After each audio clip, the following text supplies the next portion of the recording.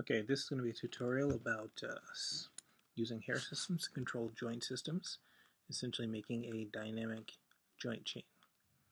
We'll also go over just using the hair systems without the joint chain if I have time. So the first thing you need is a joint chain. So I'll just click one out quickly. I'll pretty much do this the same way I originally saw this tutorial demonstrated. So we'll just click out a simple chain of joints with a little bit of an angle on them here.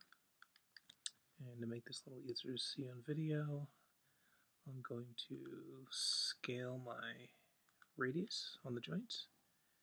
Instead of changing my default settings, I'll just change the settings of the joint sizes. Now that we have our joint chain, usually I get an idea to name everything, so I'll do that really quick too. And we'll just call this one joint hair.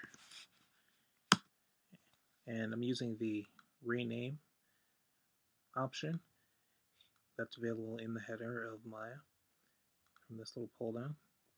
And since I selected all of them and they selected from bottom to top, it selected them in that sequence and numbered them accordingly.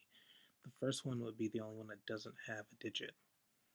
Okay, so now I have my hair joint chain, and I need to create a curve,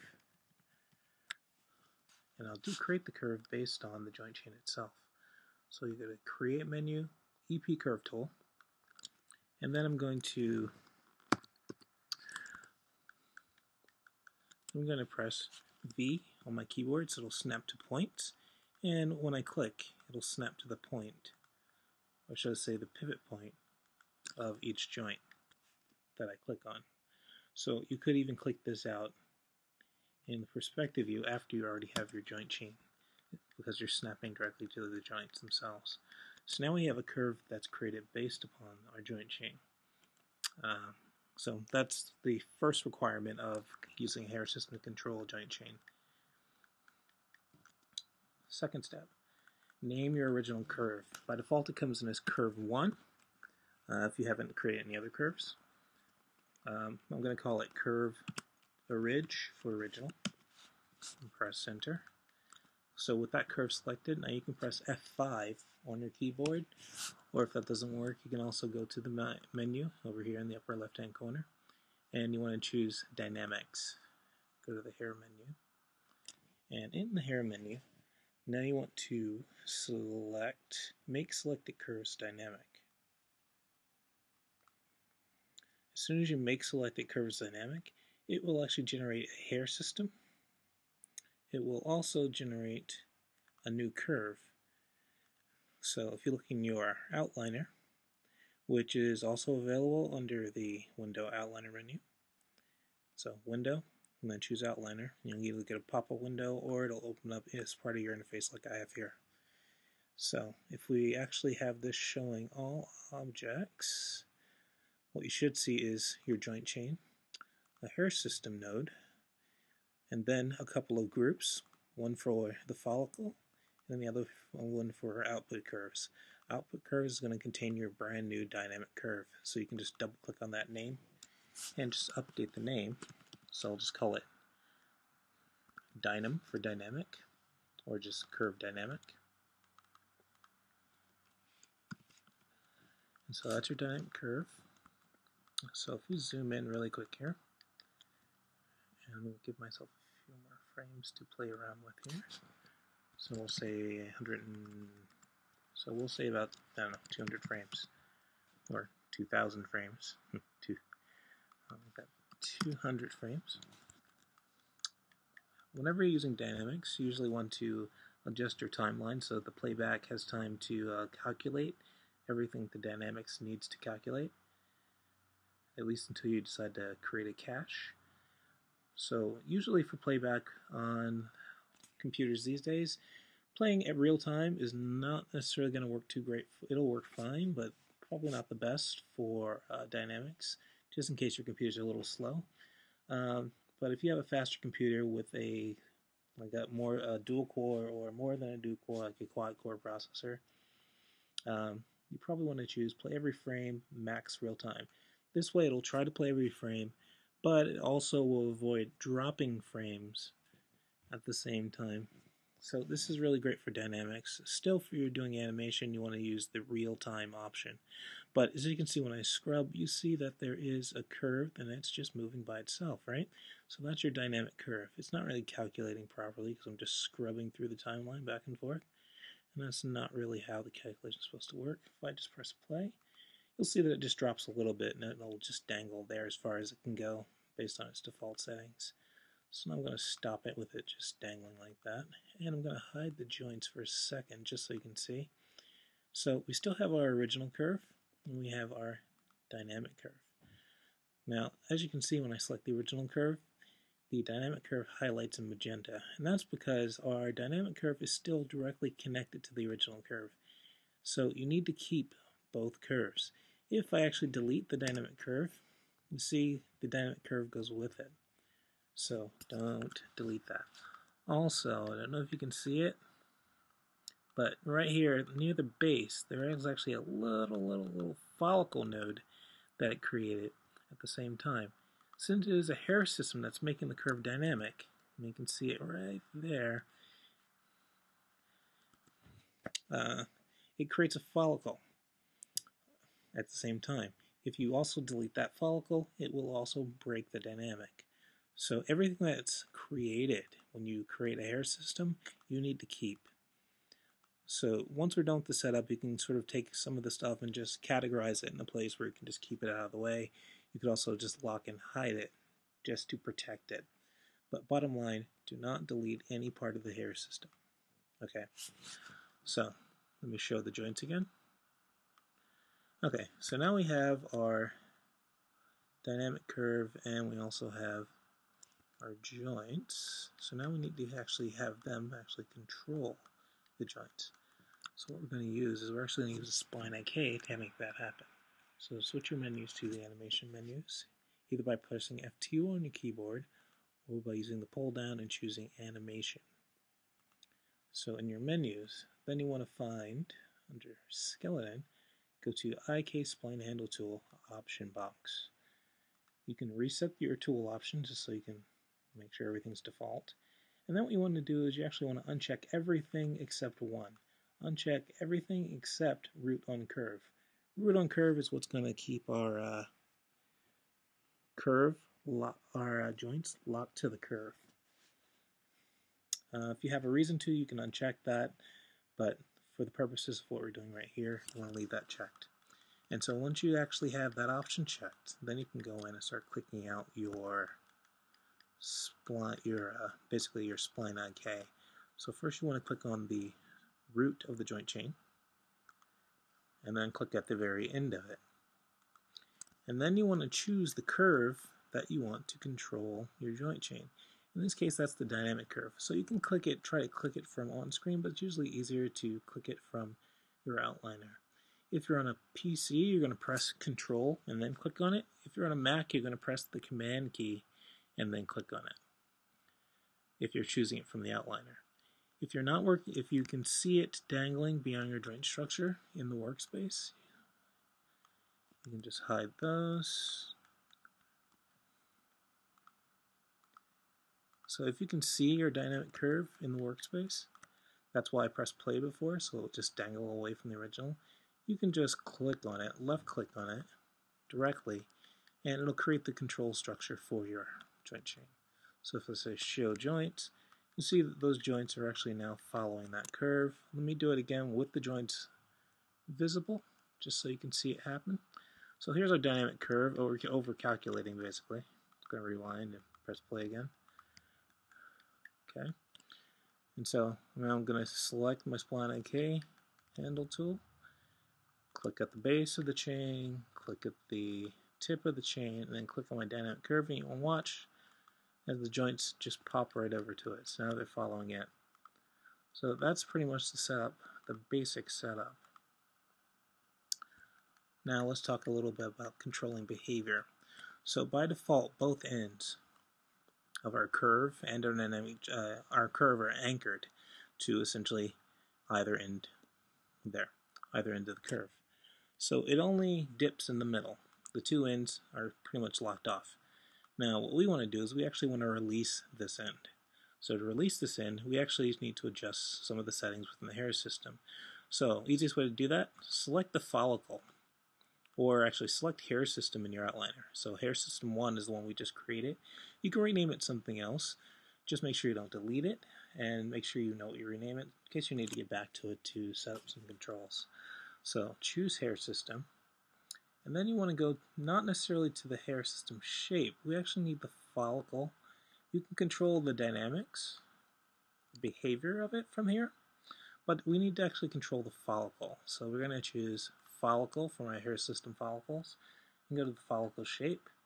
And under follicle shape, you have an option labeled, under the follicle attributes, you have point lock.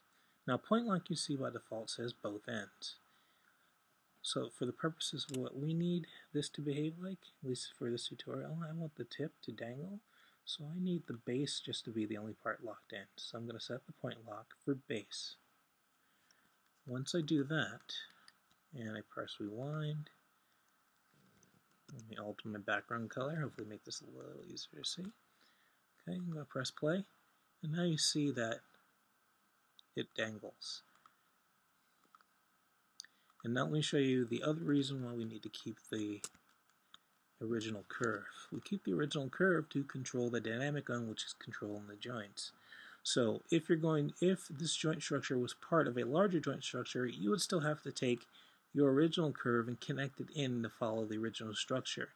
You wouldn't want to connect parent it or anything like that to the base of the structure that's controlling. You want to parent it to the next joint, basically, which is above it in the hierarchy, or the next joint in the chain, which means if there was another series of joints out here, so let's click out a couple, for example. If we wanted it to follow 1, 2 joints, these 2 joints are just created.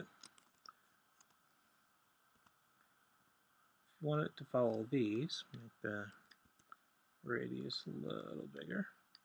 Okay, so if you wanted it to follow the 2 joints I just created, by default you might try to select the root of the joint chain and just parent it in, and then just try to move it and have it follow.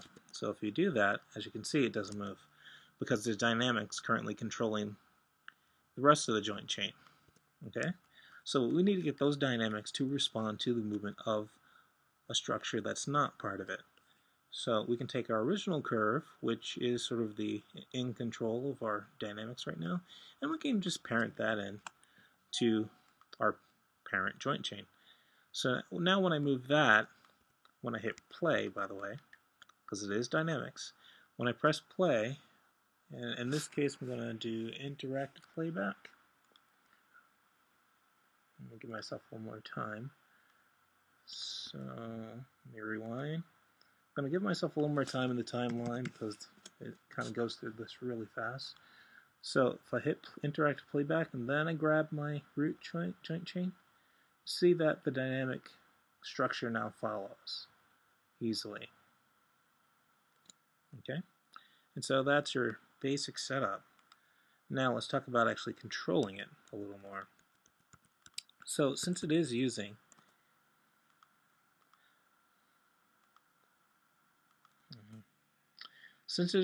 dynamics to actually play this, what we want to do, notice I hit rewind and it reset the structure in place. We can actually turn the dynamics on and off anytime we want to. For example, if I go into my follicle shape, go to my attribute editor, and go to the hair system in this case. I love the hair system directly.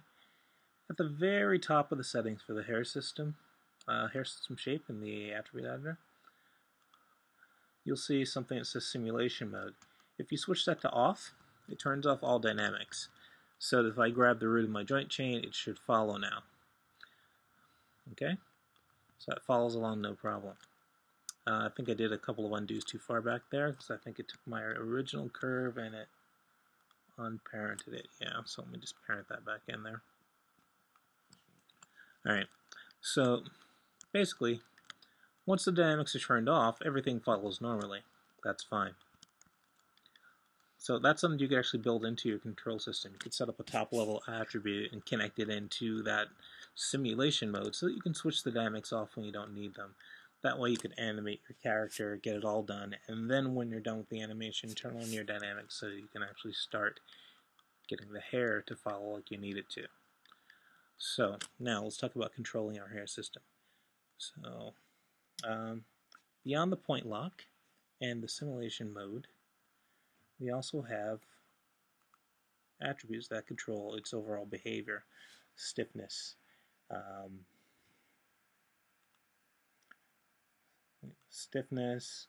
the dampening, the gravity, and that is all going to be under the hair system shape.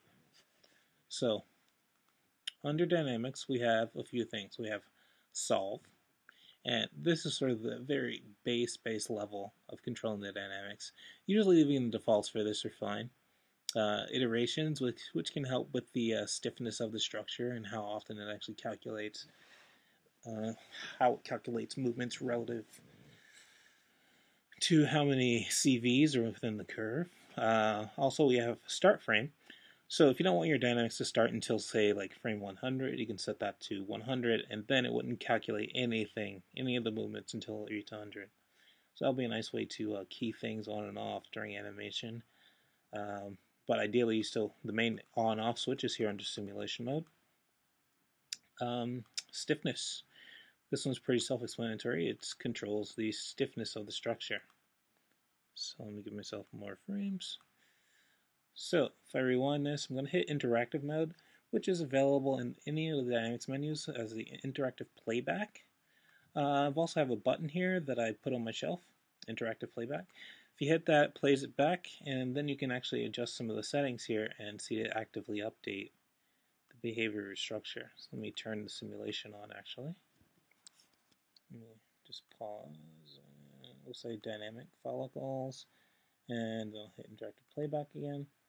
And then you'll see if I actually, I need to actually rewind it, press play again so it starts calculating at the right point. See, since it's told to start calculating at frame 1, if I start it after frame 1, after I've turned it back on, it doesn't know to start calculating yet because I had to reset it. So as you can see, stiffness controls it rather nice. A couple ways to control the stiffness. You can set a base stiffness for it. Makes it really springy if you go too stiff.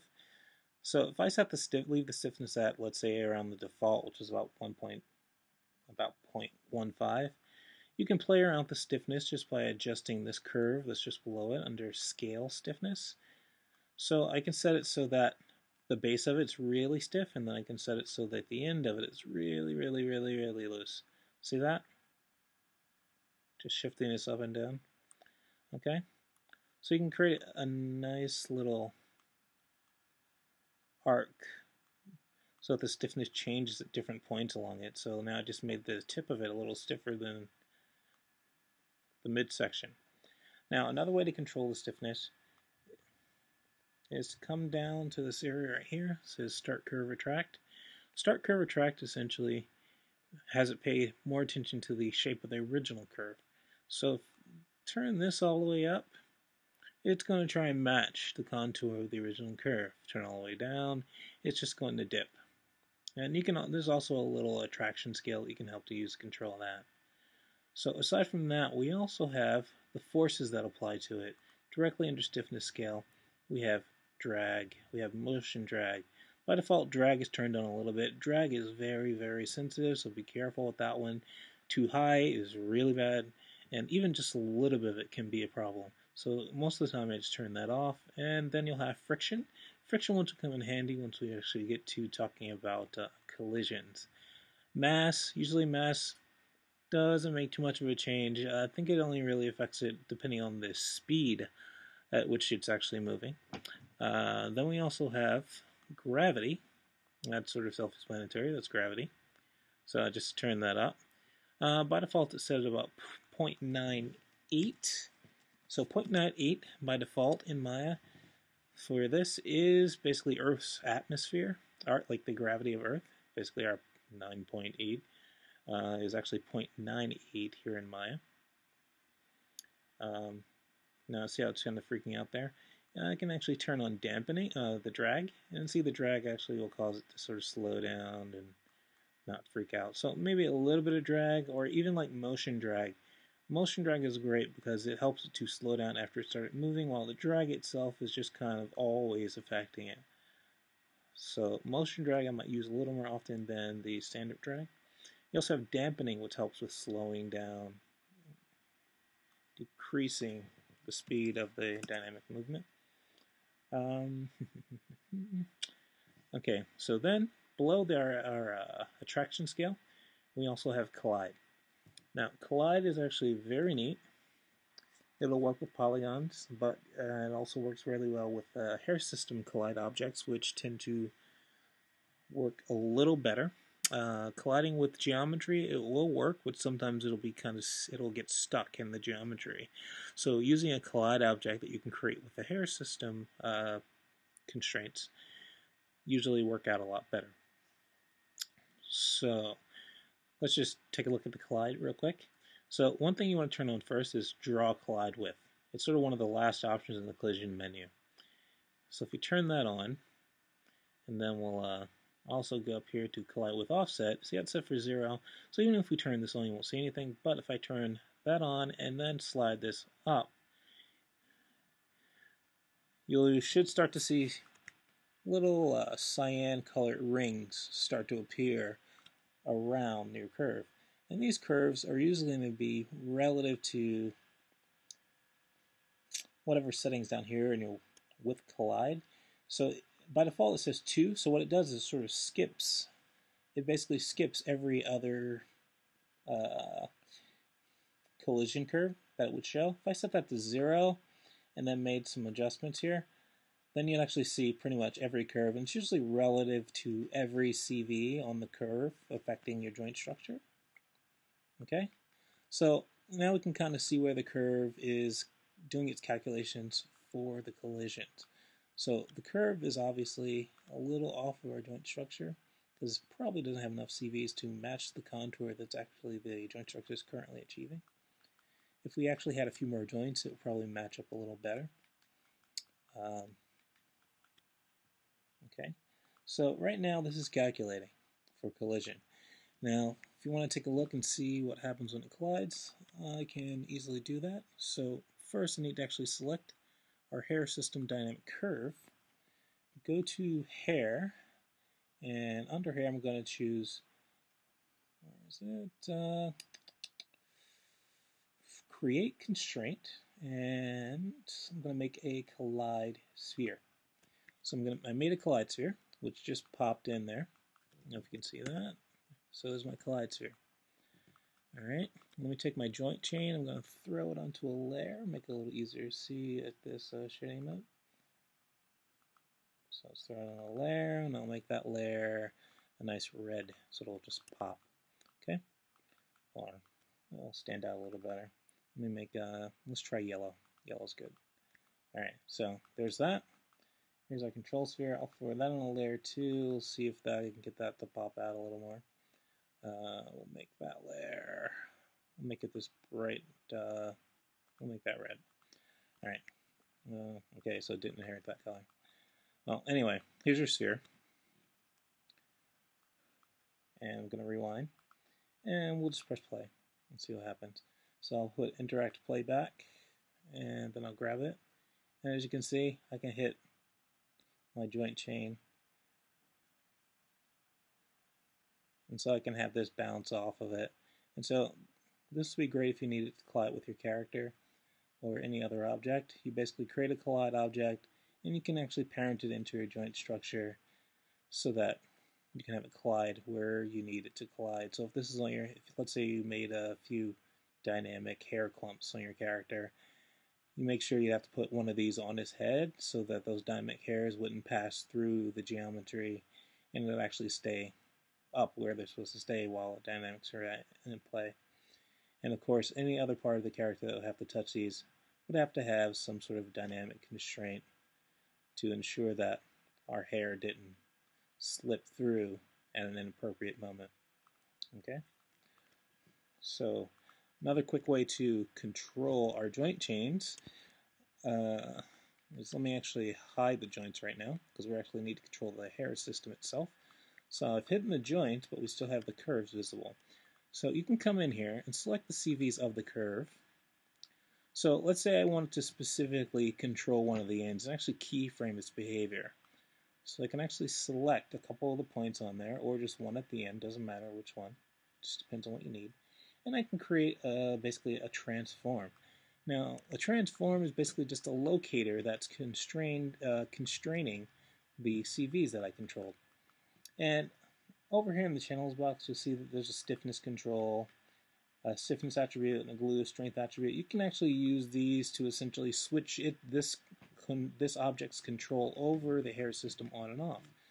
So if I rewound now and I said interactive playback, it's a good idea to create that transform constraint at the point at which you wish it to take effect, or basically in the default position. So let's say right there. So I just snapped it back to the curve. So now if I press interactive playback, you'll see that the end of our curve doesn't move. But if I grab that locator that's constraining it now it's dynamic. It's colliding with our sphere. See how it's sliding over the side there? It's bumping into it. But it's also being controlled here. See, if I go back before the curve, you can see it wiggle a little bit. Might be a little hard to see. Let me turn those joints back on. So, as you can see, it's controlling the joint chain. Now, the curve, I can actually overextend the joint chain and pull it out further. Joints are sort of stuck to where they go, unless I put some sort of a stretch on those. Okay? So now we have a dynamic joint chain being controlled by this, alright? And so you can add as many locators as CVs, or wherever you need them. And then if you decide you don't need them, you can basically turn them off. The easiest way to turn it off and still keep it there in case you need it is you can go in and, let's say, turn off the glue strength. Set it to 0. So let me stop. I'm going to set that to 0, and then I'll press my play again, and you'll see now the hair falls away from it. So it's technically still on, it's just that the glue strength, or basically its influence, has been diminished to 0 for the moment. Of course, if I turn it back on, then you see it snaps right back to it right away. So off. I could even say 0.5. Not much happens, but 1 snaps to it right away. Okay, so that's dynamic joint chains, being basically joint chains controlled by hair systems. And if I have time, I'll try to come up with something a little more advanced to go through more specifics of controlling the hair systems. But aside from that, you can try it, and hope you enjoy. Hope it helps.